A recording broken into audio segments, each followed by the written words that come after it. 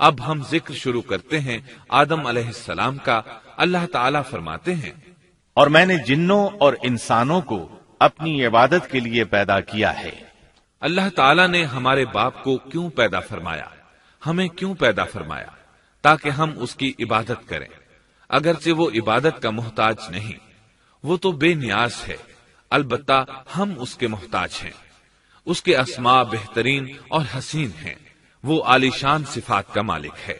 اس نے اپنے ناموں کے آثار ظاہر کرنے کے لیے مخلوق کو پیدا فرمایا، رحمت کے آثار، قدرت کے آثار، جبر اور طاقت کے آثار اور حکمت کے آثار ظاہر کرنے کے لیے مخلوقات کو پیدا فرمایا، ورنہ وہ کسی چیز کا محتاج نہیں۔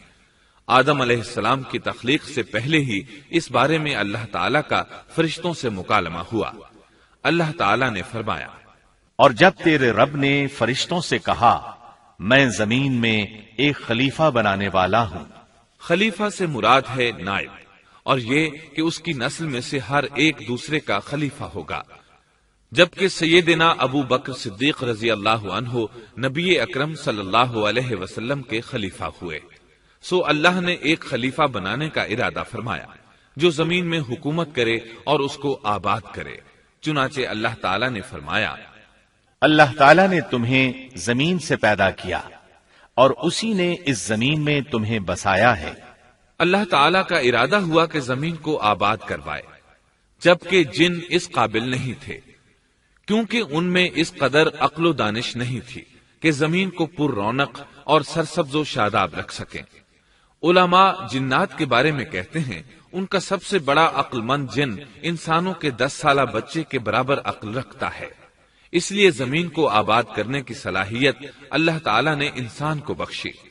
اللہ نے انسان کو بہترین ڈھانچے اور حسین ترین شکل و صورت سے نوازا، پھر اپنی روح اس میں پھونکی۔ فرشتوں نے اس سے سوال کیا، ایسی مخلوق کو کیوں پیدا کرتا ہے جو زمین میں فساد کرے اور خون بہائے؟ اور ہم تیری تسبیح، حمد اور پاکیزگی بیان کرتے ہیں۔ اس کے جواب میں اللہ نے فرمایا، جو میں جانتا ہوں تم نہیں جانتے۔ دراصل فرشتوں نے کسی طرح معلوم کر لیا تھا کہ آدم کی اولاد زمین میں فساد کرے گی، خون ریزی کرے گی، لیکن انہوں نے یہ بات اعتراض کے طور پر نہیں کہی تھی، کیونکہ ایسا اعتراض تو گناہ ہے، اور فرشتے پلک جھپکنے کے برابر اللہ کی معصیت اور نافرمانی نہیں کرتے، بلکہ وہ تو نہایت معزز عبادت گزار ہیں، کسی بات میں اللہ پر پیش دستی اور سبقت نہیں کرتے اور اس کے حکم پر عمل کرتے ہیں۔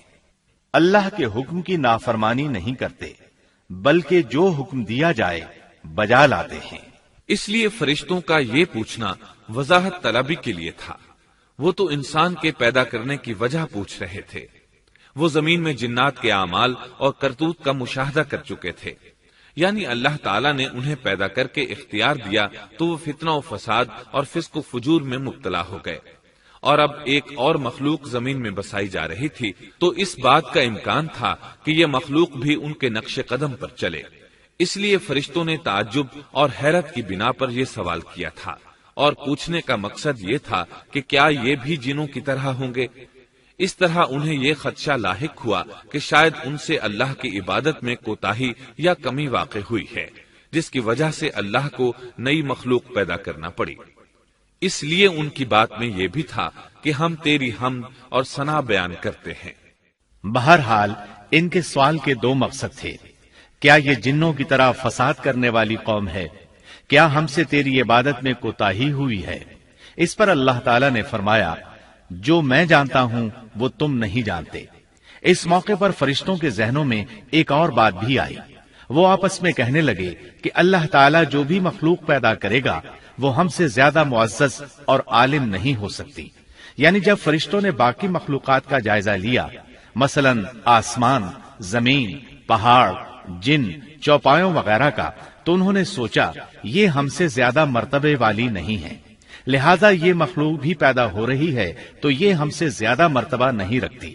یہ ہمارا خاص مقام ہے کہ اللہ کی تسبیح میں مصروف ہیں، کفر سے محفوظ ہیں، ہر حکم بجا لاتے ہیں، اللہ کے تمام احکامات پورے کرتے ہیں، آسمان اور زمین میں اس کا حکم نافذ کرتے ہیں، اور اللہ کے نزدیک ہم سب سے زیادہ شرف والے ہیں۔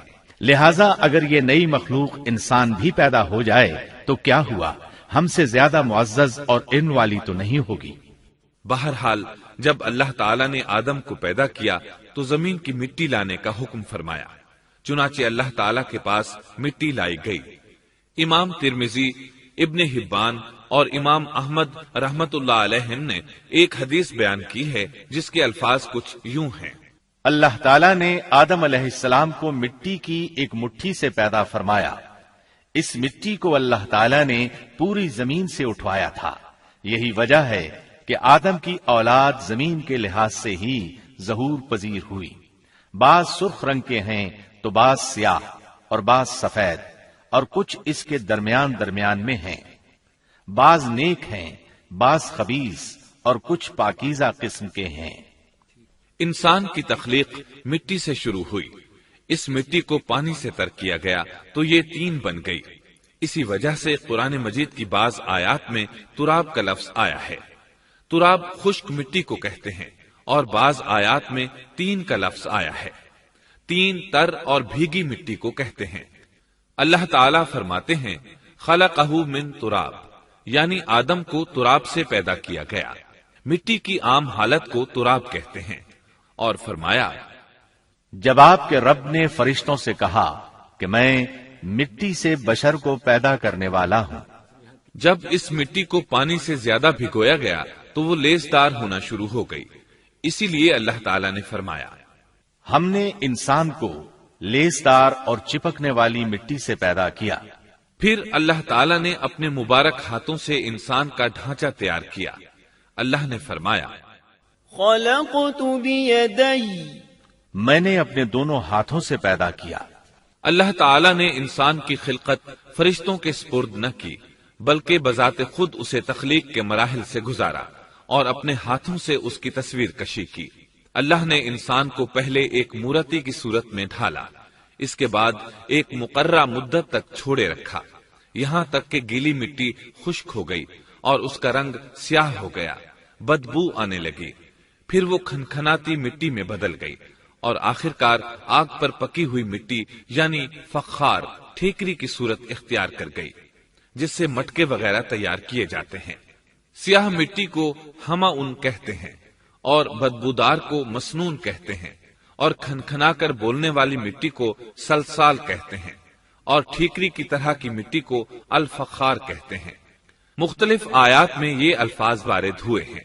اور یقیناً ہم نے انسان کو کھنکھناتی خشک مٹی سے پیدا کیا جو کہ بدبودار اور سیاہ گارے سے خشک ہوئی تھی۔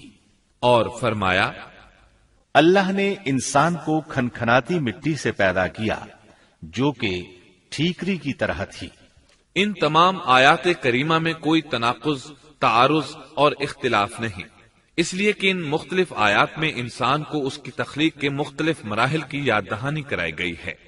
خلاصہ کلام یہ ہوا کہ تخلیق کے عمل کا پہلا مرحلہ تراب تھا، یعنی عام حالت والی خشک مٹی، پھر تین یعنی بھگوئی ہوئی مٹی، پھر لیسدار مٹی یعنی سلسال، پھر ٹھیکری کی طرح کی مٹی یعنی فخار، اور یہ کام جمعے کی آخری گھڑی میں کیا گیا۔ اور یہ دن اللہ کے لحاظ سے شمار ہونے والے دنوں میں سے ہمارے دنوں کی طرح نہ تھا، ہمارے اور اللہ کے دن مختلف ہیں۔ تخلیق آدم دراصل اللہ کا کرشمہ ہے، انسانوں کو ایک صورت عطا کی گئی۔ اس مرحلے کا تذکرہ بخاری اور مسند احمد کی ایک روایت میں ہے۔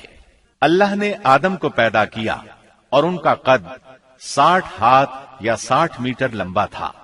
تمام جنتی لوگ اس قد آدم کے ساتھ جنت میں داخل ہوں گے، اور اس وقت سے لے کر آج تک مخلوق کا قد کم ہوتا چلا آ رہا ہے۔ بعد والے لوگ گزشتہ زمانے کے لوگوں سے ہمیشہ چھوٹے قد کے ہوتے چلے آ رہے ہیں۔ بہرحال سب سے پہلے اور سب سے لمبے انسان آدم علیہ السلام تھے۔ امام احمد نے منفرد طور پر ایک روایت بیان کی ہے، اس میں رسول اکرم صلی اللہ علیہ وسلم نے آدم علیہ السلام کی لمبائی 60 ہاتھ یعنی 60 میٹر اور چوڑائی 7 ہاتھ بیان فرمائی ہے۔ سبحان اللہ، سیدنا آدم کس قدر ضخیم اور عظیم مخلوق تھے، صحیح مسلم اور مسند احمد کی روایت میں ہے، اللہ نے آدم کو پیدا کیا تو اسے اپنی منشا کے مطابق کچھ عرصہ ڈھانچے کی صورت میں چھوڑے رکھا۔ ابلیس اس کے ارد گرد چکر لگانے لگا۔ اس نے دیکھا کہ وہ پیٹ والا ہے۔ وہ سمجھ گیا کہ یہ مخلوق اپنے آپ پر کنٹرول نہیں کر سکے گی۔ اس حدیث سے معلوم ہوتا ہے کہ انسانوں کی طرح جنات کا پیٹ نہیں ہے، صرف انسان ایسا ہے جس کا اندر والا حصہ کھوکھلا ہے۔ بہرحال اللہ نے انسان کو اس شکل و صورت میں پیدا فرمایا۔ احادیث مبارکہ میں آدم علیہ السلام اور ابلیس ملعون کا قصہ تفصیل سے بھی موجود ہے اور مختصر بھی۔ مثلا تفسیر تبری میں سیدنا عبداللہ بن عباس رضی اللہ عنہما سے روایت ہے، اللہ تعالیٰ نے آدم علیہ السلام کی مٹی کا حکم دیا، مٹی لائی گئی۔ اللہ تعالیٰ نے آدم علیہ السلام کو لیسدار اور بدبودار سیاہ مٹی سے پیدا فرمایا، اور یہ کام اللہ نے اپنے مبارک ہاتھوں سے کیا۔ آدم 40 راتیں مجسمے کی صورت میں پڑے رہے، جسم موجود تھا لیکن روح نہیں تھی۔ ابلیس آتا، اس ڈھانچے کو ٹھوکر لگاتا تو جسم سے ایسی آواز نکلتی جیسے خالی مٹکے پر ہاتھ مارنے سے نکلتی ہے۔ اسی لیے اللہ نے بھی فرمایا ہے کہ وہ کھنکھناتی مٹی سے پیدا کیے گئے۔ آدم علیہ السلام میں روح ڈالنے سے پہلے ایک مرتبہ فرشتوں کا ان کے پاس سے گزر ہوا تو وہ کچھ گھبرا سے گئے۔ ابلیس کو تو بہت زیادہ گھبراہٹ کا سامنا کرنا پڑا۔ وہ گزرتے ہوئے ٹھوکر مارتا اور کہتا، تجھے کسی خاص مقصد کے لیے پیدا کیا گیا ہے۔ یہ کہہ کر وہ آدم کے منہ میں داخل ہو جاتا اور کمر کے راستے باہر آ جاتا اور فرشتوں سے مخاطب ہو کر کہتا، اس سے گھبرانے کی کوئی ضرورت نہیں۔ اگر مجھے اس پر مسلط کر دیا گیا تو میں یقیناً اسے ہلاکت میں ڈال دوں گا، اور اگر اسے مجھ پر مسلط کر دیا گیا تو بلا شبہ میں اس کی نافرمانی کروں گا۔ اندازہ کیجئے وہ تعجب کر رہا ہے کہ انہیں کیوں پیدا کیا گیا ہے۔ اس کی آدم علیہ السلام سے دشمنی کس قدر پرانی ہے، گویا ابتدا ہی سے یہ عداوت پر ڈٹ گیا تھا۔ بہرحال اللہ نے آدم میں روح پھونکی۔ اس مضمون کو قرآن مجید میں جا بجا ذکر کیا گیا ہے۔ اللہ تعالیٰ فرماتے ہیں، جب میں اس کو ٹھیک ٹھاک کر لوں اور اس میں اپنی روح پھونک دوں تو تم سب اس کے سامنے سجدے میں گر پڑنا۔ ایک اور جگہ فرمایا، اللہ تعالیٰ کے نزدیک عیسیٰ علیہ السلام کی مثال ہو بہو آدم علیہ السلام کی مثال ہے۔ اللہ نے انہیں مٹی سے بنا کر کہا، ہو جا، وہ ہو گئے۔ اللہ نے آدم علیہ السلام کو مٹی سے پیدا کیا، اپنے ہاتھوں سے بنایا، پھر اس میں روح پھونکی۔ اس کا مفصل بیان احادیث میں موجود ہے۔ جب ان میں روح پھونکی گئی اور ابتدا میں روح جیسے ہی سر کے اندر داخل ہوئی، آدم علیہ السلام کو چھینک آ گئی۔ فرشتوں نے آدم علیہ السلام سے کہا، الحمدللہ کہیے۔ انہوں نے کہہ دیا۔ اللہ کی اس تعریف کے جواب میں اللہ تعالی نے فرمایا، رحمک ربک، یعنی تجھ پر تیرا رب رحم فرمائے۔ سبحان اللہ، اللہ ذوالجلال والاکرام نے آدم علیہ السلام میں روح مکمل ہونے سے پہلے ہی انہیں اپنی رحمت سے سرفراز فرما دیا۔ بہرحال جب روح ان کی آنکھوں میں داخل ہوئی اور انہوں نے جنت کے پھلوں کو دیکھا تو ان میں غور و فکر کرنے لگے۔ جب روح پیٹ میں داخل ہوئی تو کھانے کی طلب محسوس ہوئی۔ ابھی روح ٹانگوں تک پہنچی نہیں اور کھانے کی خواہش پہلے ہی محسوس ہونے لگی۔ اس جلد بازی اور عجلت کی وجہ سے اللہ تعالی نے فرمایا، انسان جلد باز مخلوق ہے۔ جب آدم علیہ السلام کو پیدا کر دیا گیا تو اللہ تعالیٰ نے ان کی پشت پر ہاتھ پھیرا۔ ہاتھ پھیرتے ہی ان کی پشت سے قیامت تک پیدا ہونے والے انسان باہر نکل آئے۔ آدم کی تمام اولاد ان کے سامنے ظاہر ہو گئی، اور یہ بات نہایت وضاحت اور صراحت کے ساتھ قرآن مجید اور احادیث مبارکہ میں موجود ہے۔ مسلم بن یسار رحمت اللہ علیہ بیان کرتے ہیں کہ سیدنا عمر بن خطاب رضی اللہ عنہ سے کسی نے اس آیت کریمہ کے بارے میں پوچھا، اور جب آپ کے رب نے اولاد آدم کی پشت سے ان کی اولاد کو نکالا اور ان سے انہی کے بارے میں اقرار لیا کہ کیا میں تمہارا رب نہیں، سب نے جواب دیا، ہاں کیوں نہیں، ہم سب گواہ بنتے ہیں، تاکہ تم لوگ قیامت کے روز یوں نہ کہو ہم تو اس سے محض بے خبر تھے، یا یوں کہو کہ پہلے پہلے شرک تو ہمارے بڑوں نے کیا اور ہم ان کے بعد ان کی نسل میں ہوئے، لہذا کیا تو ان غلط راہ والوں کے فعل پر ہمیں ہلاکت میں ڈالے گا؟ سیدنا عمر رضی اللہ عنہ نے اس شخص کے سوال کے جواب میں فرمایا، میں نے سنا ہے کہ رسول اللہ صلی اللہ علیہ وسلم فرما رہے تھے، اللہ نے آدم علیہ السلام کو پیدا کیا، پھر اپنے دائیں ہاتھ کو اس کی پشت پر پھیرا اور اس سے نسل انسانی کو باہر نکالا اور ان کی طرف اشارہ کر کے فرمایا، میں نے انہیں جنت کے لیے پیدا کیا ہے اور یہ جنت والوں کے اعمال کریں گے۔ پھر اپنے ہاتھ کو دوبارہ آدم علیہ السلام کی پشت پر پھیرا اور اس سے نسل انسانی کو باہر نکالا اور ان کی طرف اشارہ کر کے فرمایا، میں نے انہیں آگ کے لیے پیدا کیا ہے اور یہ آگ والوں کے اعمال کریں گے۔ اس پر ایک شخص نے نبی اکرم صلی اللہ علیہ وسلم سے سوال کیا، اے اللہ کے رسول صلی اللہ علیہ وسلم، تو پھر ہمارے اعمال کس حساب میں شمار ہوں گے؟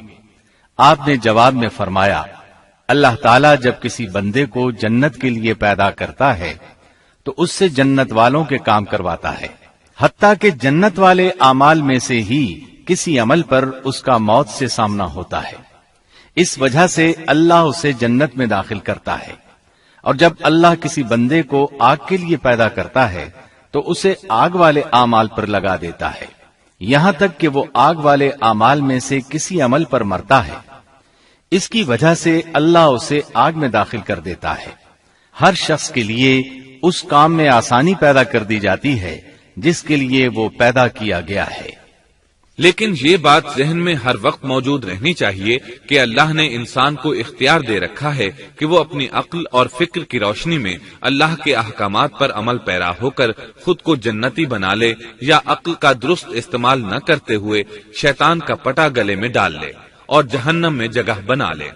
یہ تو اللہ نے انسان کو اختیار دے رکھا ہے، اس کی مرضی کہ جنت والے اعمال کرے یا جہنم والے۔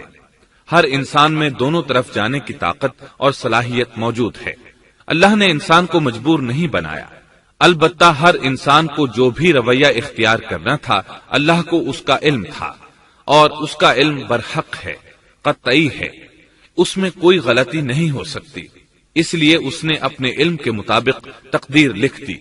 اب ہم جو کچھ کرتے ہیں تقدیر سے مجبور ہو کر نہیں کرتے، بلکہ اپنے اختیار سے کرتے ہیں، اور چونکہ تقدیر بھی اللہ کے حکم سے لکھی گئی اس لیے اس میں بھی کوئی خطا واقع نہیں ہوتی۔ لہذا تقدیر کا یہ مطلب نہیں کہ انسان تقدیر کی بنا پر ہدایت ماننے یا نہ ماننے پر مجبور ہے، ایسی بات قطعاً نہیں۔ اور درست بات یہ ہے کہ تقدیر کا مسئلہ بہت زیادہ پیچیدہ ہے اور مشکل ترین مسائل میں سے ہے، یہاں اس کی تفصیل کا موقع نہیں۔ جب اللہ نے آدم علیہ السلام کو پیدا کر لیا اور اس میں اپنی روح پھونک دی تو فرشتوں کو حکم دیا کہ آدم کو سجدہ کرے۔ ابلیس ایک بہت نیک اور بزرگ جن تھا، اس نے کبھی اللہ کی نافرمانی نہیں کی تھی، اسی بنا پر وہ بلند مرتبہ پا کر فرشتوں میں شامل ہو چکا تھا، لیکن فرشتوں کی جنس سے قطعاً نہیں تھا۔ اللہ نے اسے اطاعت اور فرما برداری کا صلہ دیا تھا، اس کی عزت اور اکرام کرتے ہوئے آسمان میں بسایا تھا، لمحہ بھر کے لیے بھی اس نے اللہ کی نافرمانی نہیں کی تھی، اور پھر اللہ نے آدم کو سجدہ کرنے کا حکم دیا، اور اس حکم کے مخاطب فرشتے اور ابلیس تھے۔ صرف فرشتوں کے لیے یہ حکم نہیں تھا بلکہ ابلیس بھی اس حکم میں شامل تھا، کیونکہ اللہ تعالیٰ فرماتے ہیں، اور یقیناً ہم نے تمہیں پیدا کیا، پھر ہم ہی نے تمہاری صورت بنائی، پھر ہم نے فرشتوں سے کہا کہ آدم کو سجدہ کرو، تو سوائے ابلیس کے سبھی نے سجدہ کیا، وہ سجدہ کرنے والوں میں شامل نہ ہوا۔ اللہ تعالیٰ نے فرمایا، تجھے کس چیز نے سجدے سے روک دیا جبکہ میرا حکم تیرے لیے بھی تھا؟ تو اس سے ثابت ہوا اس حکم میں فرشتوں کے ساتھ ابلیس بھی شامل تھا، کیونکہ قرآن میں از امرتک کے الفاظ ہیں۔ اس کا مطلب ہے کہ میں نے تجھے حکم دیا تھا، اور پھر ابلیس نے جواب میں یہ نہیں کہا کہ تو نے تو مجھے حکم ہی نہیں دیا تھا، بلکہ اس نے سجدہ نہ کرنے کی وجہ یہ بتائی۔ اس نے کہا، میں سجدہ کیوں کروں، میں اس سے بہتر ہوں، اس لیے کہ تو نے مجھے آگ سے پیدا کیا اور اسے مٹی سے۔ تو پھر کہا، اللہ نے حکم دیا، تو اس سے نیچے اتر جا۔ غرض جب ابلیس نے نافرمانی کی، سرکشی اور تکبر کا مظاہرہ کیا تو اس وقت اللہ تعالیٰ اور اس کے درمیان مکالمہ ہوا۔ اللہ نے اس کی سرکشی دیکھ کر اسے سزا دیتے ہوئے فرمایا، اس جنت سے اتر جا، تجھے کوئی حق حاصل نہیں کہ تو اس جنت میں رہ کر تکبر کرے۔ ابلیس نے جواب میں کہا، مجھے قیامت کے دن تک مہلت دے دیجئے، یعنی اتنی لمبی عمر دے دیجئے کہ میں قیامت تک زندہ رہوں، موت نہ آئے۔ اللہ نے فرمایا، تجھے مہلت دے دی گئی، لیکن ایک وقت مقررہ تک۔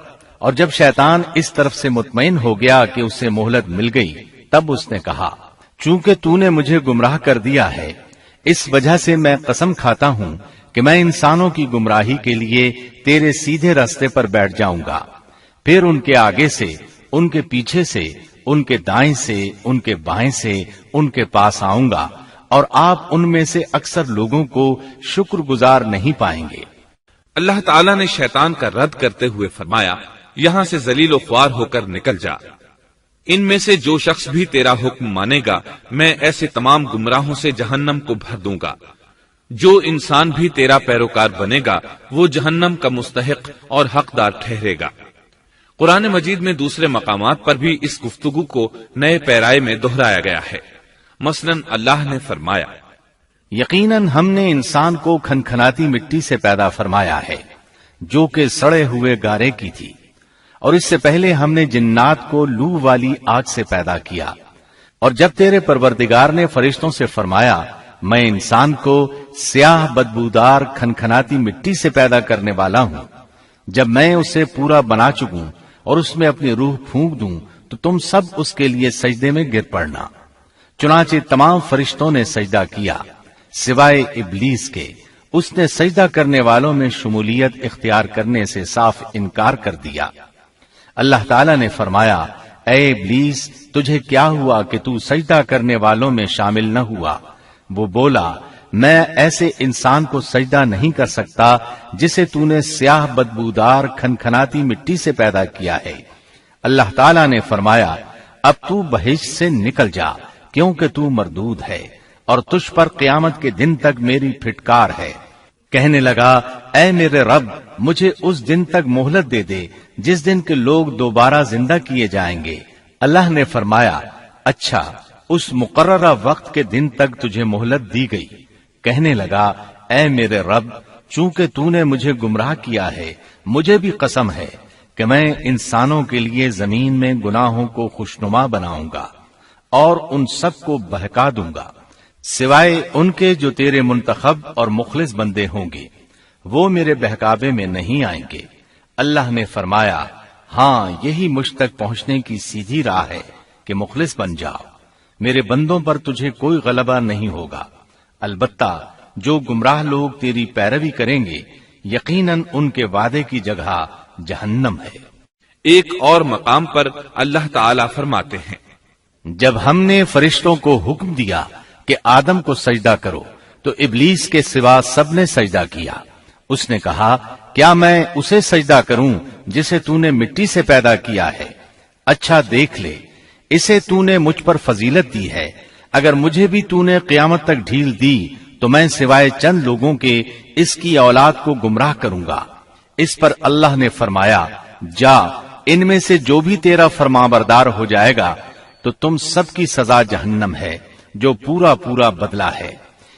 ان میں سے تو جسے بھی اپنی آواز کے ساتھ بہکا سکتا ہے بہکا لے، اور ان پر اپنے سوار اور پیادے چڑھا لا، یعنی اپنے گھڑ سوار لشکر اور پیدل لشکر کو چڑھا کر لے آ، اور اپنا ہر داؤ، ہر ترکیب اور ہر اسلحہ استعمال کر لے، اور ان کے مالوں اور اولاد میں بھی شرکت کر لے، اور تو انہیں دل بہلانے والے وعدے دے لے، یعنی ان کے برے اعمال بنا سنوار کر انہیں دکھا اور غلط خواہشات دلا، جنت، دوزخ اور دوبارہ زندہ نہ ہونے کے وعدے دے، اور ان سے شیطان کے جتنے بھی وعدے ہوتے ہیں سب کے سب سراسر فریب ہیں۔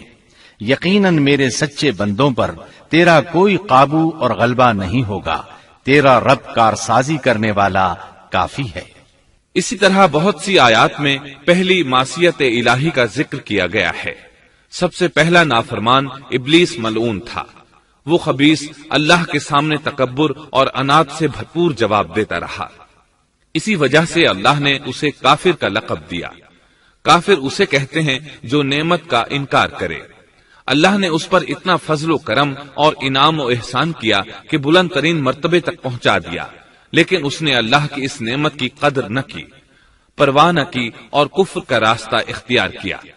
اللہ تعالیٰ فرماتے ہیں، جبکہ آپ کے رب نے فرشتوں سے فرمایا کہ میں مٹی سے ایک انسان کو پیدا کرنے والا ہوں، سو جب میں اسے ٹھیک ٹھاک کر لوں اور اس میں اپنی روح پھونک دوں تو تم سب اس کے سامنے سجدے میں گر پڑنا۔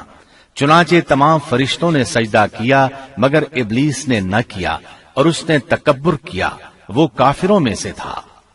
سب سے پہلا گناہ تکبر تھا، اسی لیے علماء کرام فرماتے ہیں تمام گناہوں کی جڑ تکبر اور غرور ہے۔ نبی اکرم صلی اللہ علیہ وسلم نے اپنی امت کو تکبر نہ کرنے کا سختی سے حکم فرمایا، اس کی برائی، وبال اور ہلاکت سے آگاہ فرمایا۔ آپ نے فرمایا، اللہ اس شخص کی طرف رحمت سے دیکھے گا بھی نہیں جس نے تکبر کی بنا پر کپڑا ٹخنوں سے نیچے لٹکایا۔ اس کے علاوہ نبی صلی اللہ علیہ وسلم نے تو مطلقاً فرما دیا، وہ شخص جنت میں داخل ہونے کے قابل نہیں جس کے دل میں ذرہ برابر بھی تکبر ہے۔ جو شخص اپنے کپڑے، اپنے مکان اور اپنے قبیلے پر فخر کرتا ہے اس سے اللہ کی رحمت اٹھ جاتی ہے۔ اسی لیے نبی صلی اللہ علیہ وسلم نے جب اپنے صحابہ کرام کو دیکھا کہ مہاجر صحابی انصار صحابہ کے خلاف اور انصاری صحابی مہاجرین صحابہ کے خلاف آواز لگا رہے ہیں تو آپ نے فرمایا، اس جاہلیت والی پکار کو چھوڑو، یہ بہت بدبودار ہے۔ برادری کی بنیاد پر لڑنا، باہم فخر کرنا برے نتائج کا ذریعہ ہے۔ گناہوں کی بنیاد بھی تکبر ہے۔ اس لیے ہر مومن کو چاہیے کہ اپنے نوکر، خادم، ملازم یا کسی بھی مسکین پر کبھی بھی فخر و غرور کا اظہار نہ کرے، کیونکہ یہی اللہ کی سب سے پہلی نافرمانی وجود میں آئی تھی۔ تکبر کا یہ ذکر ضمناً آ گیا۔ ہم پھر اپنے موضوع کی طرف لوٹتے ہیں۔ اللہ نے آدم علیہ السلام کو پیدا کیا اور انہیں عالم بنا کر ہی تخلیق کیا، یعنی جب وہ پیدا ہوئے تو جاہل نہیں تھے۔ اللہ نے آدم علیہ السلام کو فرشتوں سے بھی بڑا عالم بنا کر پیدا فرمایا۔ بے شمار احادیث میں آدم علیہ السلام کی ابتدا اور ان کے علم کا ذکر موجود ہے۔ جب اللہ نے آدم میں مکمل روح ڈال دی اور وہ اپنے پاؤں پر کھڑے ہو گئے تو اللہ نے انہیں حکم دیا، جاؤ فرشتوں کی جماعت کو السلام علیکم کہو۔ آدم اور فرشتوں کی زبان عربی تھی، یہی زبان اہل جنت کی ہے۔ آدم گئے، جا کر سلام کہا، انہوں نے جواب میں کہا وعلیکم السلام ورحمت اللہ، یعنی تجھ پر اللہ کی سلامتی اور رحمت ہو۔ اللہ نے فرمایا، یہ تیرا اور تیری اولاد کا آپس میں ایک دوسرے کو تحفہ اور ہدیہ ہے۔ اللہ نے آدم علیہ السلام کو ابتدا ہی میں تمام نام سکھا دیے۔ مفسرین نے ان ناموں کے بارے میں بہت بحثیں ذکر کی ہیں۔ مضبوط موقف سیدنا عبداللہ بن عباس رضی اللہ عنہما کا ہے کہ اللہ نے آدم علیہ السلام کو ہر چیز کا نام سکھا دیا تھا۔ مثلا یہ پہاڑ ہے، یہ سمندر ہے، یہ پرندہ ہے، یہ درخت ہے وغیرہ۔ وہ آسمان اور زمین کی ہر چیز کا نام جانتے تھے۔ یہ علم کیسا تھا، انسان نے کس طرح ہر چیز کا نام پہچان لیا۔ یقیناً اللہ انسان میں یہ طاقت پیدا کر سکتا ہے کہ وہ ہر علم کا احاطہ کر سکے۔ اللہ نے آدم علیہ السلام کو ہر چیز کا نام اور اس کی صنعت اور کام بھی معلوم کرا دیا۔ آگ، لوہے، لکڑی، غرض ہر چیز کا نام اور استعمال ذہن میں ڈال دیا۔ وہ کس قدر عظیم علم سے بہرور ہوئے، سبحان اللہ۔ بہرحال اللہ نے آدم علیہ السلام کو صرف شکل و صورت اور تخلیق ہی میں بلند مرتبہ عطا نہیں کیا تھا، بلکہ عقل و علم کے لحاظ سے بھی بلند درجے اور مقام پر فائز کیا تھا، جیسا کہ اللہ تعالیٰ فرماتے ہیں، اللہ نے آدم علیہ السلام کو ہر چیز کا نام سکھا دیا، پھر ان چیزوں کو فرشتوں پر پیش کیا اور فرمایا، مجھے ان چیزوں کے نام بتاؤ اگر تم سچے ہو۔ مطلب یہ کہ تم اپنے دعوے میں کہاں تک سچے ہو؟ جب آدم کی تخلیق ہوئی تو تم نے کہا تھا اللہ جو چاہے پیدا کر لے، قسم ہے وہ ہم سے زیادہ معزز اور عالم نہیں ہوگا۔ اس دعوے میں اگر تم سچے ہو تو ذرا ان اشیاء کے نام تو بتاؤ۔ اللہ تعالیٰ نے آدم علیہ السلام کا زیادہ معزز ہونا، مکرم ہونا اور علم و معرفت والا ہونا واضح کرنے کے لیے فرشتوں کو حکم دیا کہ آدم علیہ السلام کو سجدہ کریں۔ یہ سجدہ تعظیمی تھا، عبادت والا سجدہ نہیں تھا۔ سجدہ تعظیمی پہلے وقتوں میں جائز تھا، لیکن اب حرام ہے۔ اسی لیے تو یعقوب علیہ السلام، ان کی بیوی اور 11 بیٹوں نے یوسف علیہ السلام کو سجدہ کیا تھا۔ بہرحال فرشتوں نے آدم علیہ السلام کو سجدہ کیا۔ اس سے معلوم ہو جاتا ہے کہ کون زیادہ عزت اور عظمت والا ہے۔ یقیناً آدم علیہ السلام زیادہ شرف اور منزلت کے حقدار ٹھہرے۔ جب اللہ تعالیٰ نے ان کی عزت، تکریم اور تعظیم ثابت فرما دی، تب علم و معرفت میں ان کی برتری ثابت کرنے کے لیے فرمایا، اگر تم اپنے قول میں سچے ہو تو ان چیزوں کے نام بتاؤ۔ تب فرشتوں نے کہا، فرشتے کہنے لگے، اے اللہ تو پاک ہے، ہمیں تو صرف اتنا ہی علم ہے جتنا تو نے ہمیں سکھا رکھا ہے، مکمل حکمت و علم والا تو ہی ہے۔ اللہ تعالیٰ نے آدم علیہ السلام سے فرمایا، اے آدم تم ان فرشتوں کو ان چیزوں کے نام بتاؤ۔ آدم ہر چیز کا نام بتانے لگے، کسی جگہ بھی انہوں نے غلطی نہیں کی۔ جب انہوں نے فرشتوں کو تمام چیزوں کے نام بتا دیے تو اللہ تعالیٰ نے فرشتوں کو مخاطب کر کے کہا، کیا میں نے تمہیں پہلے ہی نہیں کہہ دیا تھا کہ زمین اور آسمان کا غیب میں ہی جانتا ہوں، اور میرے علم میں ہے جو تم ظاہر کر رہے ہو اور جو چھپا رہے ہو۔ یہاں ذہن میں سوال ابھرتا ہے کہ فرشتے کیا چھپا رہے تھے؟ وہ راز والی بات یہی تھی کہ اللہ ہم سے زیادہ معزز اور عالم مخلوق پیدا نہیں کرے گا۔ واضح رہے، ہم آپ کو صرف واقعات ہی نہیں سنا رہے، صرف سیرت اور تاریخ ہی بیان نہیں کر رہے، بلکہ قرآن بھی پڑھ پڑھ کر سنا رہے ہیں۔ اور قرآن کو اس وقت تک سمجھنا محال ہے جب تک کہ ان واقعات کی تفصیل موجود نہ ہو۔ خیر، اس کے بعد اللہ تعالیٰ نے اما حوا کو پیدا فرمایا۔ انہیں آدم علیہ السلام کے فوراً بعد پیدا نہیں فرمایا، بلکہ آدم علیہ السلام نے کافی عرصہ جنت میں تنہا بسر کیا، اور حدیث میں ہے کہ وہ وحشت محسوس کرتے تھے، تنہائی کو شدت سے محسوس کرنے لگے تھے۔ آخر کار ایک روز جب وہ سو رہے تھے تو اللہ تعالیٰ نے ان کی بائیں پسلی سے اما حوا علیہ السلام کو پیدا فرمایا اور آدم علیہ السلام کا ہم سفر بنا دیا۔ اللہ فرماتے ہیں، اے لوگو اپنے اس پروردگار سے ڈر جاؤ جس نے تم سب کو ایک ہی جان سے پیدا کر ڈالا، اور اس جان یعنی آدم علیہ السلام سے ان کی بیوی کو پیدا کیا۔ آدم علیہ السلام کے وجود ہی سے حوا کا وجود بنایا گیا، وہ کوئی الگ مخلوق نہیں تھی۔ جب آدم علیہ السلام بیدار ہوئے تو انہوں نے اپنے قریب ایک عورت کو بیٹھے دیکھا۔ پوچھنے لگے، تم کون ہو؟ حوا علیہ السلام نے کہا، عورت۔ آدم علیہ السلام نے پھر پوچھا، تجھے کس لیے پیدا کیا گیا ہے؟ وہ بولی، آپ کے لیے، تاکہ آپ مجھ سے سکون اور انس حاصل کریں۔ جب فرشتوں نے آدم علیہ السلام کو ایک عورت سے باتیں کرتے دیکھا تو کہنے لگے، اب ایک اور نئی مخلوق پیدا کی گئی ہے۔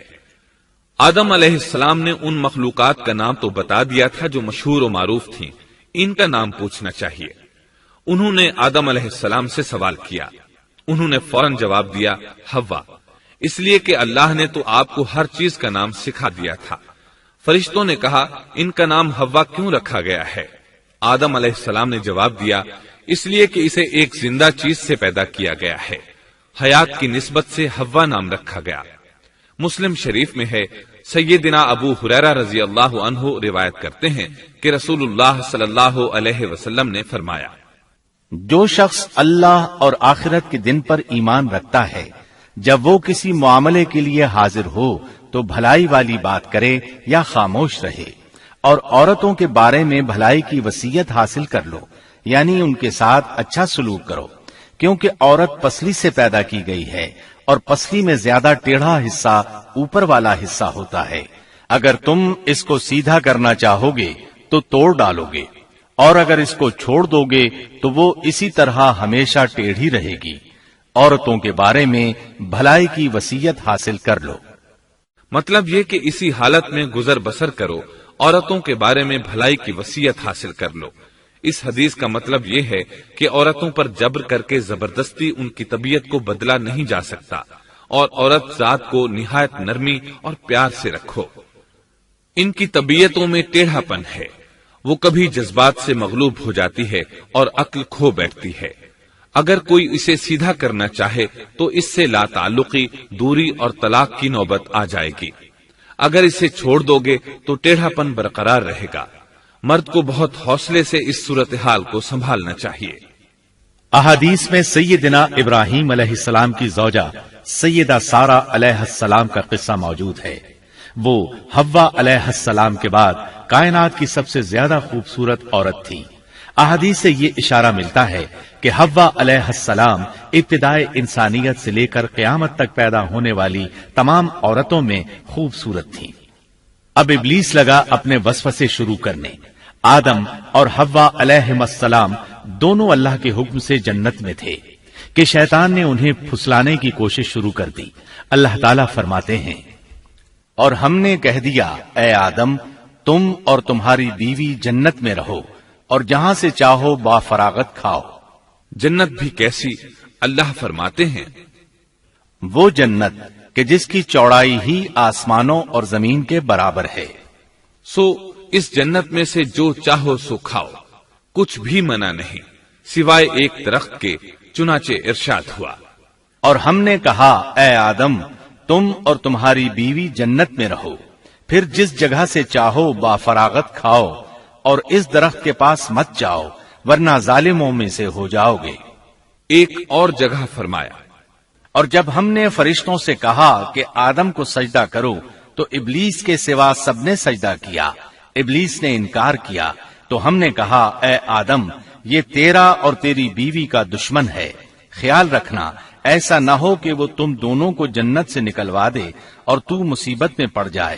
یہاں تو تجھے آرام ہے، نہ تو بھوکا ہے اور نہ ننگا، اور نہ تو یہاں پیاسا ہوتا ہے، نہ دھوپ سے تکلیف اٹھاتا ہے۔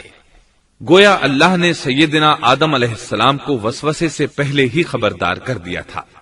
ان آیات سے یہ بھی پتا چلا کہ انسان سے ابلیس کی عداوت اور دشمنی ابتدا ہی سے چلی آ رہی ہے، اور یہ بھی ثابت ہوا کہ جو لوگ کہتے ہیں کہ انسان ابتدا میں ننگا تھا ان کا قول صحیح نہیں، اس لیے کہ اللہ تعالیٰ نے جنت میں بھی آدم علیہ السلام پر لباس رکھا اور زمین میں بھی لباس نازل کر دیا، جیسا کہ اللہ تعالیٰ فرماتے ہیں، اے آدم کی اولاد ہم نے تم پر لباس کو نازل کیا جو تمہاری شرمگاہوں کو چھپاتا ہے اور زینت کا سبب بھی ہے، اور تقوی کا لباس اس سے بھی بہتر ہے۔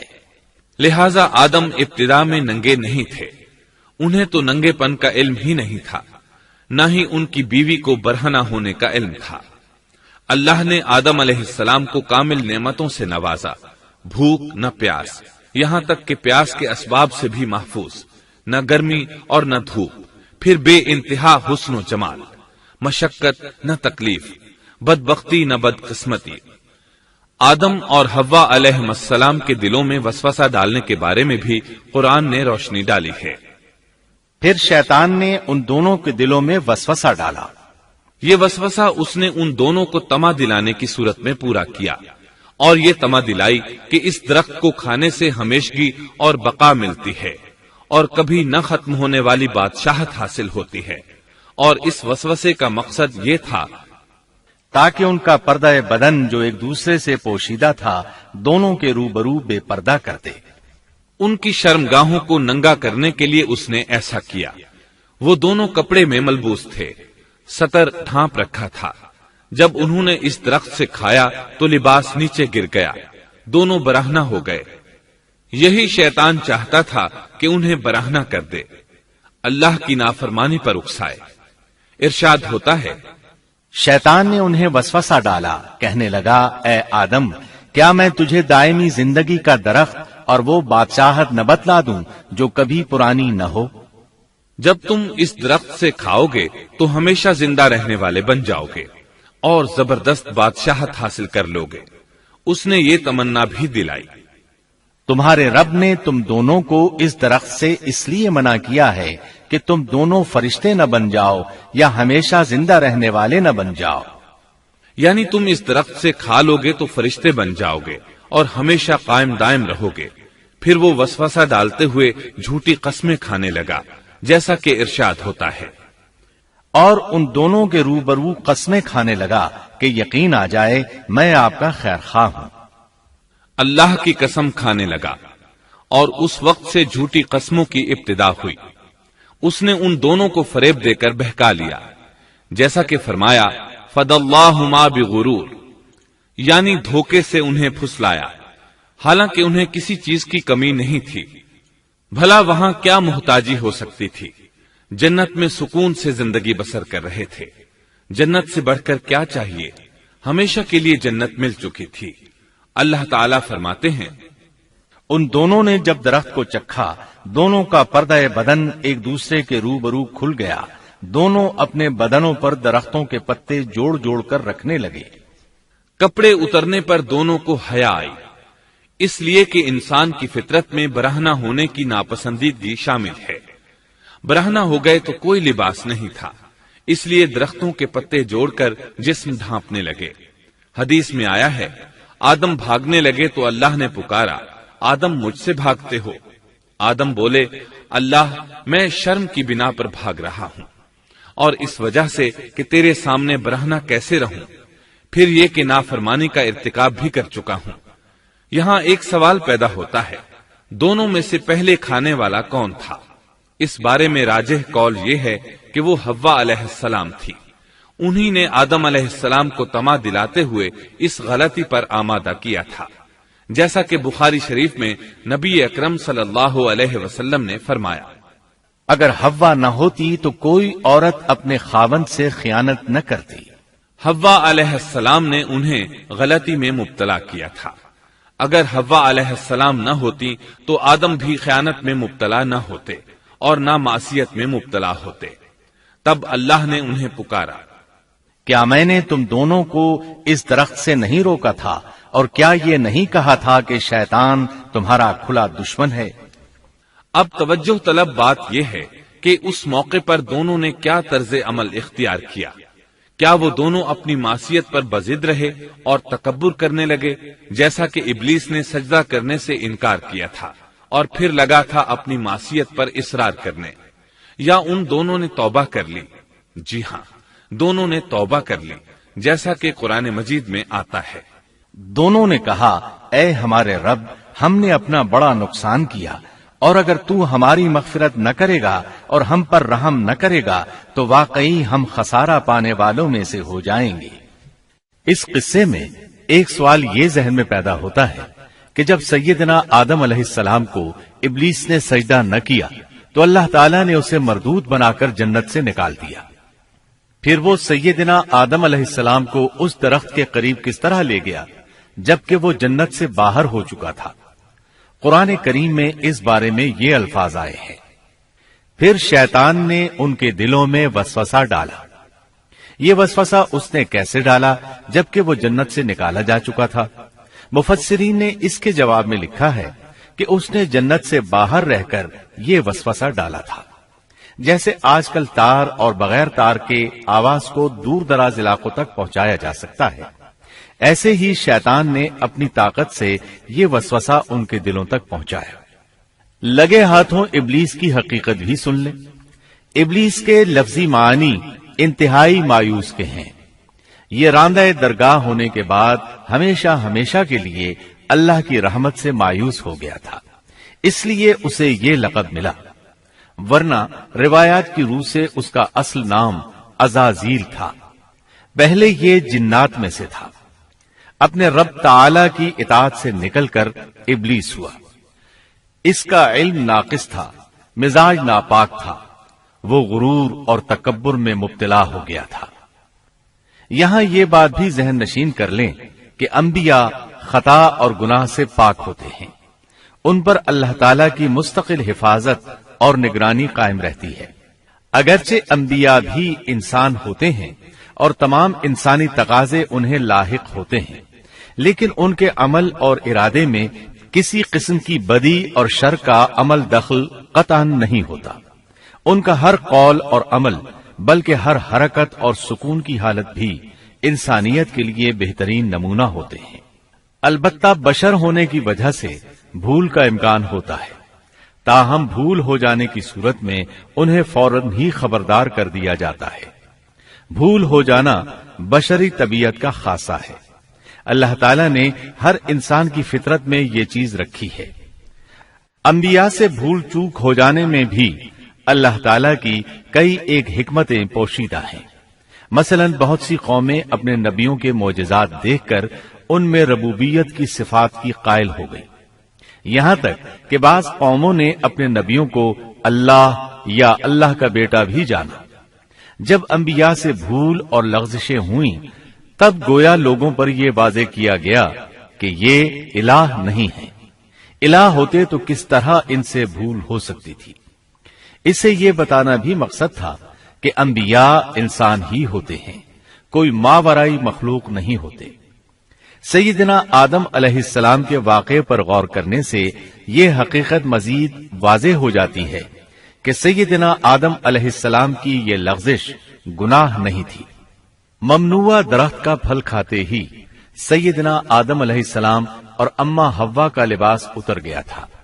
اللہ کا حکم ہوا، قال اهبطوا، جنت سے اتر جاؤ، تم آپس میں ایک دوسرے کے دشمن ہوگے اور تمہارے واسطے زمین میں رہنے کی جگہ ہے اور ایک وقت تک نفع حاصل کرنا ہے۔ فرمایا تم وہیں زندگی بسر کرو گے اور وہیں مرو گے اور وہیں سے دوبارہ نکالے جاؤ گے۔ قرآن مجید کے دیگر مقامات میں بھی اس قصے کی تفصیل موجود ہے۔ مثلاً فرمایا، اور اس سے قبل ہم نے آدم سے ایک عہد لیا تھا مگر وہ بھول گئے اور ہم نے ان میں کوئی عزم نہیں پایا۔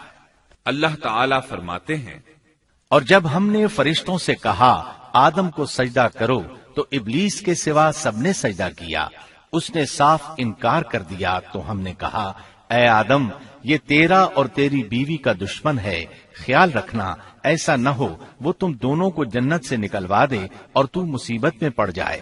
یہاں تو تجھے یہ آرام ہے کہ نہ تو بھوکا ہوتا ہے اور نہ ننگا، اور نہ تو یہاں پیاسا ہوتا ہے اور نہ دھوپ سے تکلیف اٹھاتا ہے۔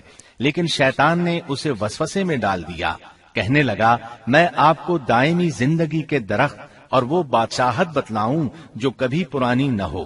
چنانچہ ان دونوں نے اس درخت سے کھایا، پس ان کے ستر کھل گئے اور وہ بہشت کے پتے اپنے اوپر چپکانے لگے۔ آدم نے اپنے رب کی نافرمانی کی، پس بہک گیا۔ پھر اس کے رب نے نوازا، اس کی طرف توجہ فرمائی اور اس کی رہنمائی کی۔ حکم ہوا تم دونوں یہاں سے اتر جاؤ، تم آپس میں ایک دوسرے کے دشمن ہو۔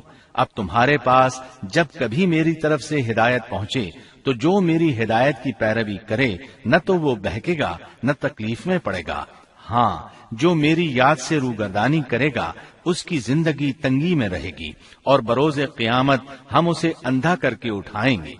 آدم علیہ السلام زمین پر اترے اور اپنے رب سے توبہ کے کلمات سیکھ لیے۔ وہ کلمات یہ ہیں، ربنا ظلمنا أنفسنا وإن لم تغفر لنا وترحمنا لنكونن من الخاسرين۔ اے ہمارے رب، ہم نے اپنا نقصان کیا اور اگر تو نے ہم پر مغفرت و رحمت نہ فرمائی تو ہم خسارہ اٹھانے والوں میں سے ہو جائیں گے۔ آدم علیہ السلام زمین پر اترے اور ان کے ساتھ حوا علیہ السلام بھی اتری اور ان کے ساتھ ہی ابلیس کو بھی اتارا گیا۔ یہ کس جگہ پر اترے اس بارے میں اختلاف پایا جاتا ہے، لیکن ابن عباس رضی اللہ عنہ کی بات راجح محسوس ہوتی ہے کہ آدم علیہ السلام کو ہند میں اور حوا علیہ السلام کو جدے میں اتارا گیا۔ جب آدم علیہ السلام اتر آئے تو حوا علیہ السلام کی تلاش شروع کر دی، زمین میں ان کی تلاش میں سرگرداں ہوئے۔ آخر کار میدان عرفات میں دونوں کی ملاقات ہو گئی۔ چونکہ میدان عرفات میں دونوں نے ایک دوسرے کی معرفت حاصل کی تھی اور ان کا آپس میں تعارف ہوا تھا، لہذا اسی مناسبت سے اس میدان کا نام عرفات مشہور ہو گیا۔ اللہ تعالیٰ نے زمین کے اندر انسانوں کو پھیلانا شروع کیا اور زمین کو مردوں اور عورتوں سے آباد کر دیا۔ امام طبری رحمت اللہ علیہ بیان کرتے ہیں کہ حوا علیہ السلام نے آدم علیہ السلام کے لیے 20 ولادتوں میں 40 بچوں کو جنم دیا۔ ہر بار 2 بچوں کو جنم دیتی تھی، ایک لڑکا ہوتا ایک لڑکی۔ سب سے پہلا جوڑا قابیل اور اس کی بہن قمیم کا تھا۔ پھر انسانوں کی افزائش شروع ہوئی، آبادی میں اضافہ ہونے لگا۔ اللہ نے آدم علیہ السلام ہی کو ان کا نبی متعین کر دیا، وہ انہیں دین سکھاتے رہے۔ اس وقت تمام لوگ موحد تھے، خالص توحید کو اپنانے والے تھے، یعنی کان الناس امۃ واحدہ، تمام لوگ ایک ہی امت کے تھے، ان میں شرک کا شائبہ بھی نہ تھا۔ ابن جریر اور ابن کثیر رحمہم اللہ نے ابو موسیٰ اشعری رضی اللہ عنہ کی روایت بیان کی ہے، اللہ نے جب آدم علیہ السلام کو جنت سے زمین پر اتارا تو انہیں ہر چیز کی کاریگری اور صنعت کا علم تھا۔ جب وہ اترے تو عالم بھی تھے، لباس میں ملبوس بھی تھے، کام کاج کے تمام طریقوں سے باخبر بھی تھے، لوہے، آگ، لکڑی اور کپڑے کے استعمال سے بھی بخوبی واقف تھے۔ ہمارے برعکس وہ ان کاموں کو اپنی ابتدا ہی سے جان چکے تھے، کیونکہ ہم سب لوگوں کا حال یہ ہے کہ جب تک سکھایا نہ جائے ہمیں کچھ نہیں آتا۔ آج کے دور میں بعض افریقی قبائل کے افراد وحشیانہ اور غیر مہذب زندگی گزارتے ہیں۔ علماء کا کہنا ہے کہ یہ لوگ زمین پر رہنے والوں میں سے گمراہ ترین انسان ہیں۔ انہوں نے بہترین زندگی ضائع کر دی اور گھٹیا زندگی کو پسند کیا۔ تہذیب و تمدن کا آغاز چونکہ ابتدائے آفرینش سے ہے، اس لیے ہر انسان کی فطرت میں تہذیب کی سوجھ بوجھ موجود ہے۔ بہرحال آدم علیہ السلام کے بعد انسانی مخلوق کی تعداد روز بروز بڑھتی چلی گئی اور انسانی کمزوریوں کی بنا پر گناہ شروع ہو گئے۔ زمین پر سب سے پہلے ہونے والی معصیت قابیل کے ہاتھوں اپنے بھائی حابیل کے قتل کی صورت میں سامنے آئی۔ اللہ تعالیٰ نے قرآن مجید میں قابیل اور اس کے بھائی حابیل کا قصہ بیان کیا ہے۔ قابیل قرخت اور درشت طبیعت کا مالک تھا، جبکہ اس کا بھائی حابیل رحم دل اور نرم طبیعت تھا۔ قابیل کھیتی باڑی کرتا تھا اور حابیل مویشی چراتا تھا۔ حابیل کے نرم دل ہونے کی ایک وجہ اس کا بکریاں چرانا تھا، کیونکہ ایک چرواہا اپنی بکری کو بھوکا دیکھ کر اسے چارہ کھلائے بغیر نہیں رہتا، نہیں وہ کسی بکری کو پیاسا دیکھ کر اسے بھول جاتا ہے۔ اپنے جانور پر اس کی طاقت سے زیادہ بوجھ بھی نہیں لادتا۔ بنی نوع انسان کی تعداد میں اضافے کے لیے اس وقت ایسا قانون تھا جو اب حرام ہے، اور وہ ہے بہن کے ساتھ نکاح۔ چونکہ اس وقت کے سب لوگ آدم علیہ السلام کی حقیقی اولاد تھے اور آپس میں بہن بھائی تھے، اس لیے اس وقت کی شریعت کی روح سے قابیل اپنے ساتھ جڑواں پیدا ہونے والی بہن کے سوا کسی دوسری بہن سے شادی کر سکتا تھا، اور اسی طرح حابیل اپنے ساتھ جڑواں پیدا ہونے والی بہن کے علاوہ کسی دوسری بہن سے شادی کر سکتا تھا۔ اس کی صورت یہ تھی کہ قابیل کی شادی حابیل کی بہن سے ہو اور حابیل کی شادی قابیل کی بہن سے ہو، لیکن ہوا یہ کہ حابیل کی بہن خوبصورتی میں قابیل کی بہن سے کم تھی، اس لیے قابیل نے حابیل کی بہن سے شادی کرنے سے انکار کر دیا اور اپنی جڑواں بہن سے شادی کی خواہش ظاہر کی، لیکن ایسا کرنا آدم علیہ السلام کی شریعت میں حرام تھا۔ آپ نبی بھی تھے اور رسول بھی۔ رسول اور نبی میں فرق یہ ہے کہ رسول پر شریعت اور احکام نازل ہوتے ہیں، لیکن نبی پر شریعت نازل نہیں ہوتی، البتہ اس کی طرف وحی نازل ہوتی ہے اور معجزات عطا کیے جاتے ہیں، جبکہ شریعت صرف رسولوں ہی پر نازل کی جاتی ہے۔ آدم علیہ السلام بھی چونکہ رسول تھے، اس لیے ان کی شریعت میں یہ قانون تھا کہ کوئی شخص اپنے ساتھ جڑواں پیدا ہونے والی بہن کے ساتھ شادی نہیں کر سکتا۔ قابیل اس شرعی حکم کی وجہ سے غضبناک ہو گیا، اس نے تعجب کا اظہار کرتے ہوئے اس قانون کو ماننے سے انکار کر دیا۔ آدم علیہ السلام نے ان دونوں کے درمیان فیصلہ کرتے ہوئے انہیں حکم دیا کہ دونوں اللہ کے حضور ایک ہدیہ پیش کریں۔ ہدیہ اس جانور کو کہتے ہیں جسے اللہ کے نام پر ذبح کر کے فقراء میں تقسیم کر دیا جائے۔ اس سے مقصود اللہ کے لیے اپنی نیت کو خالص کرنا ہوتا ہے۔ اس عمل کو قربانی کہا جاتا ہے۔ آدم علیہ السلام کے زمانے میں قربانی کا جو قانون تھا اس کے قبول ہونے کی نشانی طے تھی، اور وہ یہ کہ آسمان سے ایک آگ نمودار ہوتی اور اس قربانی کو جلا دیتی۔ اس کا مطلب تھا قربانی قبول ہو چکی ہے، اور اگر آگ قربانی کو نہ جلاتی تو سمجھ لیا جاتا کہ قربانی قبول نہیں ہوئی۔ آخر قربانی کا دن آ پہنچا۔ حابیل نے اپنے مویشیوں میں سے ایک بہترین جانور لیا اور قربان گاہ میں لا کر اللہ کے حضور پیش کر دیا۔ دوسری طرف قابیل نے اپنی کھیتی کے غلے میں سے ردی قسم کا غلہ قربانی کے لیے پیش کیا۔ دوسرے دن دونوں قربان گاہ پہنچے تو انہوں نے دیکھا کہ حابیل کی قربانی قبول ہو چکی ہے، جبکہ قابیل کی قربانی کو آگ نے چھوا تک نہیں تھا۔ یہ دیکھ کر قابیل حابیل پر غضبناک ہوا۔ شیطان نے بھی اسے وسوسے میں مبتلا کیا کہ اپنے بھائی کو قتل کر دے۔ اس نے اپنے بھائی حابیل کو جان سے مار ڈالنے کا پختہ ارادہ کر لیا۔ اس وقت تک روئے زمین پر کوئی انسان قتل نہیں ہوا تھا۔ انسانی تاریخ میں یہ پہلا قتل ہے جس کا ارتکاب قابیل نے کیا۔ وہ اپنے بھائی حابیل کے پاس گیا اور اس سے بولا، میں تجھے قتل کر دوں گا۔ جواب میں حابیل نے کہا، اگر تو مجھے قتل کرنے کی کوشش کرے گا تو میں اپنے دفاع میں ہاتھ نہیں اٹھاؤں گا، اس لیے کہ میں چاہتا ہوں تو اپنے دیگر گناہوں کے ساتھ میرے قتل کا گناہ بھی اٹھا لے، تیرے گناہ زیادہ ہو جائیں۔ چنانچہ ایک تاریک رات میں حابیل سویا ہوا تھا کہ قابیل ایک بڑا سا پتھر اٹھا کر اس کے پاس آیا۔ اس نے وہ پتھر اپنے بھائی کے سر پر دے مارا۔ اس طرح اس نے حابیل کو قتل کر دیا، روئے زمین پر قتل کی ابتدا کر دی، زمین کو پہلے خون سے رنگ دیا۔ تاریخ انسانی میں یہ سب سے پہلا جرم تھا جو قابیل کے ہاتھوں ہوا۔ قتل تو وہ کر بیٹھا، اب حیران اور پریشان ہوا کہ اس کی لاش کا کیا کرے۔ اس وقت تک نسل انسانی موت سے بھی دوچار نہیں ہوئی تھی۔ آدم علیہ السلام کی اولاد میں سے اس وقت تک کوئی فوت نہیں ہوا تھا، اس لیے قابیل کو معلوم نہیں تھا کہ مردے کے ساتھ کیا کیا جائے۔ اسی کشمکش کے عالم میں اس نے بھائی کی لاش کو کمر پر اٹھا لیا اور چل پڑا۔ چلا جا رہا تھا کہ اللہ نے 2 کوے بھیجے۔ دونوں کوے آپس میں لڑ پڑے، ایک نے دوسرے کو ہلاک کر دیا۔ اب زندہ کوا مٹی کھودنے لگا۔ اس طرح اس نے ایک گڑھا تیار کر لیا، مردہ کوے کو اس میں رکھا اور اوپر مٹی ڈال دی۔ اس طرح قابیل کو دفن کا طریقہ معلوم ہوا۔ اس نے بھی گڑھا کھودا اور حابیل کی لاش کو اس میں دبا دیا۔ وہ اپنے کیے پر نادم ضرور تھا، لیکن اس نے اللہ سے معافی نہ مانگی، جبکہ انسان کے لیے ضروری ہے کہ اس سے کوئی گناہ ہو جائے تو اللہ سے معافی مانگے۔ قابیل اور حابیل کے درمیان جو مکالمہ ہوا، اللہ تعالیٰ نے اس کا ذکر سورہ مائدہ آیت 27 تا 29 میں کیا ہے۔ اللہ فرماتے ہیں، آدم علیہ السلام کے دونوں بیٹوں کا کھرا کھرا حال بھی انہیں سنا دو۔ ان دونوں نے ایک نذرانہ پیش کیا، ان میں سے ایک کی نذر تو قبول ہو گئی اور دوسرے کی قبول نہ ہوئی تو وہ کہنے لگا، میں تجھے مار ہی ڈالوں گا۔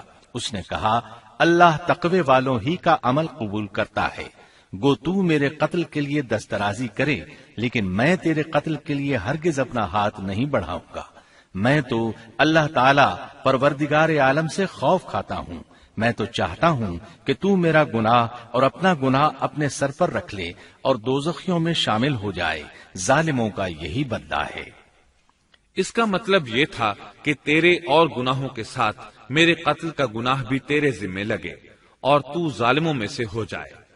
حابیل کے قتل کے بعد قابیل پر جو گزری اس کا ذکر اللہ نے سورہ مائدہ آیت 30 اور 31 میں کیا ہے۔ پس اسے اس کے نفس نے اپنے بھائی کے قتل پر آمادہ کر دیا اور اس نے اسے قتل کر ڈالا، اس سے وہ نقصان والوں میں سے ہو گیا۔ پھر اللہ تعالیٰ نے ایک کوے کو بھیجا جو زمین کھود رہا تھا تاکہ اسے دکھائے کہ وہ کس طرح اپنے بھائی کی ناش کو چھپا سکتا ہے۔ وہ کہنے لگا، ہائے افسوس، کیا میں ایسا کرنے سے بھی گیا گزرا ہو گیا کہ اس کوے کی طرح اپنے بھائی کی لاش کو دفنا دیتا۔ پھر تو بڑا ہی پشیمان اور شرمندہ ہوا۔ امام احمد، ترمذی اور ابو داود نے سیدنا سعد بن ابی وقاص رضی اللہ عنہ سے روایت کی ہے کہ انہوں نے سیدنا عثمان رضی اللہ عنہ کی شہادت کے فتنے کے وقت فرمایا، میں گواہی دیتا ہوں کہ رسول اکرم صلی اللہ علیہ وسلم نے فرمایا تھا، ایک بہت بڑا فتنہ رونما ہوگا، اس میں بیٹھنے والا کھڑے ہونے والے سے بہتر ہوگا اور کھڑا ہونے والا چلنے والے سے بہتر ہوگا اور چلنے والا دوڑنے والے سے بہتر ہوگا۔ کسی نے کہا، اگر کوئی میرے گھر میں داخل ہو کر میری طرف ہاتھ بڑھائے تاکہ وہ مجھے قتل کر دے تو آپ صلی اللہ علیہ وسلم نے فرمایا، تو آدم علیہ السلام کے بیٹے کی طرح قتل ہو جا، یعنی اس فتنے میں قتل ہو جانا۔ حابیل کی سنت پر عمل کرتے ہوئے خود ہاتھ نہ اٹھانا، قاتل کہلانے کی بجائے مقتول ہونے کو پسند کرنا۔ اسی طرح مسند احمد کی ایک روایت میں ہے، رسول اللہ صلی اللہ علیہ وسلم نے فرمایا، دنیا میں جب بھی کوئی ظلم سے قتل ہوتا ہے تو اس کا گناہ آدم علیہ السلام کے پہلے بیٹے قابیل کی گردن پر ضرور ہوتا ہے، اس لیے کہ وہ پہلا شخص ہے جس نے ظالمانہ قتل کی ابتدا کی اور یہ ناپاک طریقہ جاری کیا۔ اس حدیث سے اس جرم کی نوعیت کا بخوبی اندازہ ہوتا ہے کہ اللہ تعالیٰ نے اس کو صرف ایک قتل قرار نہیں دیا بلکہ اس کو ایک گھناؤنی حرکت قرار دیا۔ قیامت تک آنے والے لوگ جو اس گناہ کے مرتکب ہوں گے ان کا کچھ گناہ قابیل کے حساب میں ڈالا جائے گا۔ حابیل کو قتل کرنے کے بعد قابیل نے اپنی بیوی کو ساتھ لیا اور دور دراز نرم زمین کے پاس جا کر رہائش پذیر ہو گیا اور آدم علیہ السلام کے سامنے تک نہ ہوا۔ آدم علیہ السلام پہاڑوں کے قریب ایک بستی میں رہ رہے تھے، یہ ان سے بہت دور جا بسا تھا۔ اس طرح قابیل کا آدم علیہ السلام سے رابطہ بالکل ختم ہو گیا اور اس سے ایک نئی نسل کی ابتدا ہوئی۔ فحاشی اور اریانی کو ان کے ہاں عروج حاصل تھا۔ عبادت یہ لوگ اگرچہ اللہ ہی کی کرتے تھے لیکن آدم علیہ السلام کی شریعت کے خلاف بے حیائی کے دل دادا تھے۔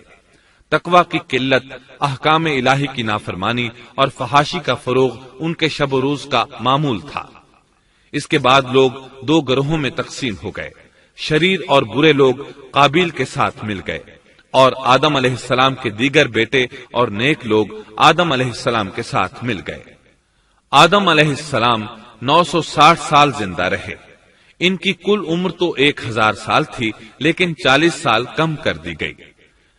سیدنا ابو ہریرہ رضی اللہ عنہ بیان کرتے ہیں کہ رسول اللہ صلی اللہ علیہ وسلم نے فرمایا، جب اللہ نے آدم علیہ السلام کو پیدا فرمایا تو ان کی پیٹھ پر ہاتھ پھیرا، اس طرح قیامت تک جتنے انسان پیدا ہونے والے تھے ان کی روحیں وجود میں آ گئیں۔ پھر ہر انسان کی آنکھوں کے درمیان ایک نور رکھ کر آدم علیہ السلام کے سامنے پیش کیا۔ انہوں نے پوچھا، یا اللہ یہ کون ہے؟ اللہ نے فرمایا، یہ تیری اولاد ہے۔ ان میں سے ایک کی پیشانی کی چمک آدم علیہ السلام کو بہت اچھی لگی۔ انہوں نے پوچھا، یا اللہ یہ کون ہے؟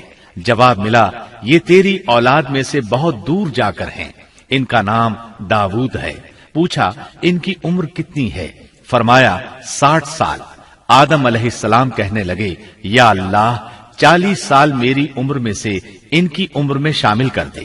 اس سلسلے میں دوسری روایت یوں آئی ہے، جب آدم علیہ السلام کی روح قبض کرنے کے لیے فرشتہ آیا تو وہ کہنے لگے، میری عمر میں تو ابھی 40 سال باقی ہیں۔ اس وقت ان کی عمر 960 سال تھی۔ انبیاء اپنی عمر سے واقف ہوتے ہیں۔ فرشتے نے کہا، کیا آپ کو یاد نہیں آپ نے اپنی عمر کے 40 سال اپنی اولاد داؤد کو ہبہ کر دیے تھے؟ رسول اللہ صلی اللہ علیہ وسلم نے فرمایا، چونکہ آدم علیہ السلام نے انکار کیا تو ان کی اولاد بھی انکار کی عادی ہے۔ آدم علیہ السلام خود بھول گئے، ان کی اولاد بھی بھولتی ہے۔ آدم علیہ السلام نے خطا کی، ان کی اولاد بھی خطا کرتی ہے۔ حابیل کے قتل کے بعد اللہ تعالیٰ نے آدم اور حوا علیہ السلام کو اس کا نعم البدل عطا کیا۔ اس کا نام انہوں نے شیس رکھا۔ شیس کا مطلب ہے اللہ کا دیا ہوا تحفہ۔ حابیل کے قتل پر آدم اور حوا علیہ السلام دونوں بہت غمگین ہوئے، اس لیے اللہ نے بدلے میں انہیں شیس علیہ السلام عطا فرمائے۔ سیدنا ابو ذر غفاری رضی اللہ عنہ سے مروی ایک صحیح حدیث میں ہے کہ رسول اللہ صلی اللہ علیہ وسلم نے فرمایا، اللہ تعالیٰ نے 104 صحیفے نازل فرمائے، ان میں سے 50 صحیفے شیس علیہ السلام پر نازل ہوئے۔ ان صحیفوں میں ایسے قوانین، اصول اور ضابطے تھے جن سے انسانیت کی زندگی منظم ہوتی ہے۔ شیس علیہ السلام نے آدم علیہ السلام سے علم حاصل کیا، لیکن آدم علیہ السلام کا تمام علم وہ حاصل نہ کر سکے، اس لیے کہ آدم علیہ السلام نے بالمشافہہ اللہ تعالی سے علم حاصل کیا تھا اور بہت سی اشیاء کا علم اللہ تعالی نے انہیں سکھا دیا تھا، اس لیے وہ تمام علماء سے بڑھ کر عالم تھے۔ شیس علیہ السلام نے آدم علیہ السلام سے علوم سیکھ کر لوگوں کو سکھائے۔ لوگوں نے ان سے مختلف علوم، فنون اور پیشے سیکھے۔ انہیں شہروں میں رہنے سہنے کے بارے میں تعلیم دی۔ दिन रात के हिसाबात से उन्हें आगाह किया और उन्हें बताया कि किन औकात में वो अल्लाह की इबादत करें और इबादत के तरीके उन्हें सिखाए। अहादीस में इसकी वजाहत मिलती है। इमाम अहमद रहमतुल्लाह अलैह बयान करते हैं कि अबू जमा सादी कहते हैं कि उन्होंने मदीने में एक शेख को लोगों से कलाम करते देखा तो उनके मुतालिक पूछा, ये कौन शख्स है? लोगों ने बताया कि ये उबई बिन काब रजी अल्लाह अन्हु हैं। बड़े सहाबा में उनका शुमार होता है। तमाम मुसलमानों से बढ़कर कुरान और उसकी तफसीर के आलिम हैं। अबू जमा फरमाते हैं कि उबई बिन काब रजी अल्लाह अन्हु उस वक्त ये वाकया बयान कर रहे थे कि जब आदम अलैहिस्सलाम की वफात का वक्त करीब आया तो उन्होंने अपने बेटों से फरमाया, मेरा जन्नत के फल खाने को जी चाहता है। जन्नत के फल दुनियावी फलों जैसे ही होते हैं। सेब, अनार, अंगूर ये सब जन्नत में मौजूद थे। जन्नत के और दुनिया के फलों में फर्क ये है कि दुनियावी फल बदबूदार हो जाते हैं, जबकि जन्नती फल कभी बदबूदार नहीं होते। इसी तरह दुनियावी फलों का जायका आर्जी होता है, जबकि जन्नती फलों का जायका हमेशा बरकरार रहता है। इसलिए आदम अलैहिस्सलाम ने चाहा कि वो जन्नत के फल खाएं। चुनाचे उनके बेटे तलाश में निकल गए। उन्होंने अपने साथ कुल्हाड़े, कुदालें और टोकरियां ले ली। रास्ते में उन्हें फरिश्ते मिले। उनके पास आदम अलैहिस्सलाम का कफन और खुशबू वगैरह थी। उन्होंने पूछा, आदम के बेटो, किस चीज की तलाश में हो? कहां जा रहे हो? उन्होंने जवाब में कहा, हमारे वालिद मरीज हैं, उन्हें जन्नत के फलों की ख्वाहिश है। फरिश्ते उनके सामने इंसानी शक्ल में आए थे। उनकी बात सुनकर बोले, वापस जाओ, तुम्हारे वालिद फौत होने के करीब हैं। अब उनमें इतनी ताकत नहीं रही कि फल खा सकें। जब फरिश्ते आदम अलैहिस्सलाम की रूह कब्ज करने के लिए आए तो हव्वा अलैहिस्सलाम ने उन्हें पहचान लिया। वो बुलंद आवाज से आदम अलैहिस्सलाम को पुकारने लगी। उनके साथ चिमड़ गईं। आदम अलैहिस्सलाम बोले, मुझसे अलग हो जाओ, पहले भी मुझे तुम्हारी वजह से मुसीबत पहुंची थी। मेरे और मेरे रब के फरिश्तों के दरमियान से हट जाओ। फिर फरिश्तों ने आदम अलैहिस्सलाम की रूह कब्ज की, उन्हें गुस्ल दिया, कफन पहनाया, खुशबू लगाई, आपकी कब्र खोदी। फिर उन्होंने आदम अलैहिस्सलाम की नमाज जनाजा अदा की।